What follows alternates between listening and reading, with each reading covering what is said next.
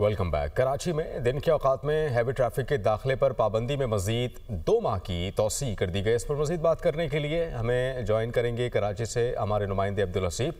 हसीब, आपके पास क्या खबर है इस मुताल्लिक?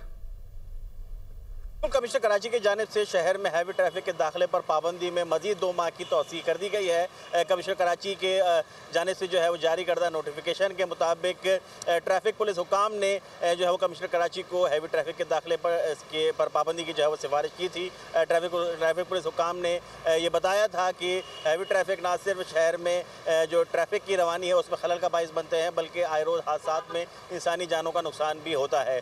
तो कमिश्नर ऑफिस की जानिब से जो नोटिफिकेशन जारी किया गया है उसकी मुद्दत 2 माह है और उसमें ये कहा गया है कि हैवी ट्रैफिक शहर में मुकर्रर औकात कार जो कि रात 10 बजे से सुबह 6 बजे तक है, इसके अलावा शहर में दाखिल नहीं हो सकता। अलबत्ता कुछ एग्जेम्पशंस दी गई हैं। जो सनती इलाके हैं, इसके साथ साथ जो तिजारती इलाके हैं, वहाँ पर जो है वो हैवी ट्रैफिक को दाखिले की इजाज़त है मुकर्रर औकात कार के अलावा भी, लेकिन वो सिर्फ महदूद उसी इलाके की हद तक होंगे। इन इलाकों में जिसमें साइट या न्यू कराची इंडस्ट्रियल एरिया है और जो दीगर इंडस्ट्रियल एरियाज़ हैं, वहाँ पर जो है वो हैवी ट्रैफिक को सफ़र करने की इजाज़त होगी। सनती इलाकों की अगर बात करें तो वहाँ पर भी सफ़र करने के लिए डंपर्स खुसूसन की अगर बात करें तो खुसूसन डंपर्स को पाबंद किया गया है कि वो ट्रैकर्स और तमाम तर हिफाजती इंतजाम अपनाए बगैर सफ़र नहीं कर सकेंगे। जी।